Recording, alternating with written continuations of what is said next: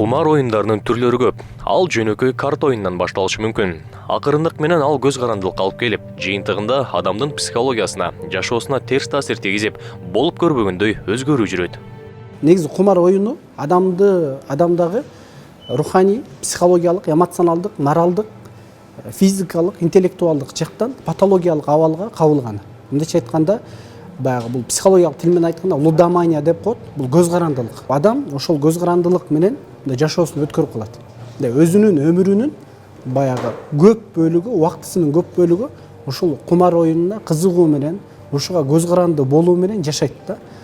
Ошон үчүн бул жакта баягы адам эмоционалдык жактан, психологиялык жактан, руханий жактан өзүнүн каяка баратканын, эмне кылып атканын, эмнени жасап атканын мындай сезбей калган абал да. Кумар ойногон адам биринчи кезекте өзүнө, үй бүлөсүнө жана жалпы чөйрөгө терс таасир тийгизип жатканын түшүнбөйт. Көнгөн адатка айланып, убакыт уурдалып, каржылык жактан кыйрап, жашоосу бузулат. Биринчиден кумар оюнун ойногон адамдар биринчи өзүнө зыян алып келет. Өзүнө зыян алып келгенде ден соолугуна зыян алып келет, өмүрүнө зыян алып келет. Анан бул адамдын келечегине болгон зыяны өтө чоң, баягы коркунучта турган абал да. Анан экинчи бул үй бүлөсүнө зыян алып келет. Анткени кумар оюнун ойногондо кээ бир адамдар болгон материалдык байлыгын коюп, же болбосо үй бүлөсүндө даже үй бүлөсүнүн аялын, балдарын коюп туруп ушул кумар оюнун ойногон адамдар бар да. Себеби бул жанагы наркоманиядан, алкоголизм, мисалы аракка болгон көз карандылыктан дагы жаман оору да бул кумар оюну. Ошол бүтүндөй чөйрөгө дагы тийгизген таасири өтө оор. Албетте, мындай жолго түшкөн адамдын жашоосу реалдуулуктан алыстап, башка нукка бурулуп калат. Алар руханий, психологиялык, моралдык, физикалык жактан жабыркайт. Дал ушул абалдан чыгуу, көз каранды болбоо үчүн кандай аракеттер керектелет? Бүгүнкү учурда биз ушул 4 абалды пайдаланышыбыз керек. Биринчи психотерапевттер менен иштешиш керек бул адам.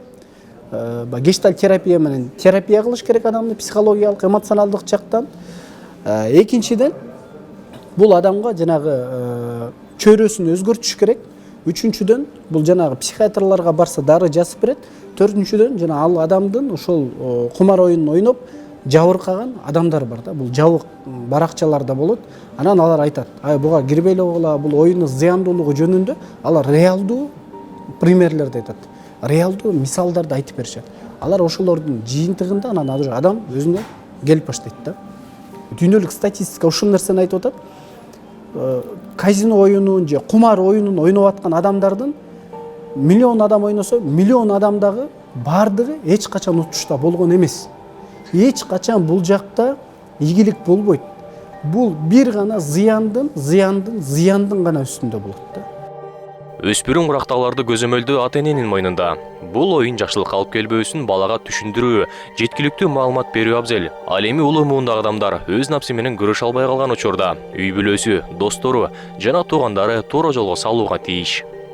Химиялык көз карандылык бар, анан химиялык эмес көз карандылык бар. Мисалы химиялык болгондо жанагындай чылым чегүүгө болгон көз карандылык, насвай чегүүгө болгон, арак ичүүгө болгон, наркоманияга болгон көз карандылыктар бар. Туурабы? Бул химиялык көз карандылыктар. Химиялык эмес көз карандылыктар ушул гаджет, телефон, компьютердин играларга, жанагындай кумар оюндарына бул химиялык эмес көз карандылыктар.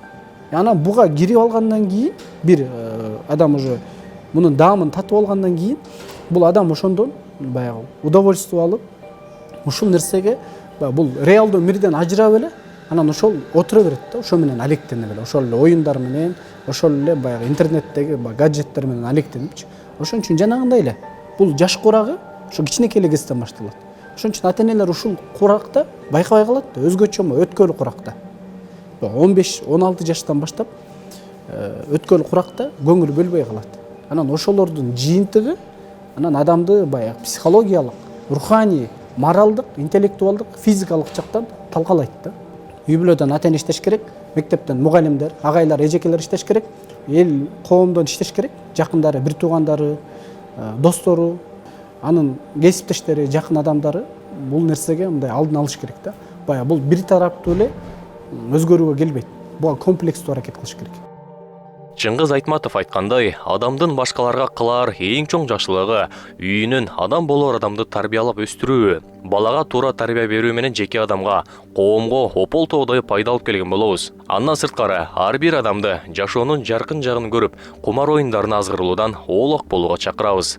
Ар бир адамдын өмүр жолу, тагдыры өзүнүн тандоосунда.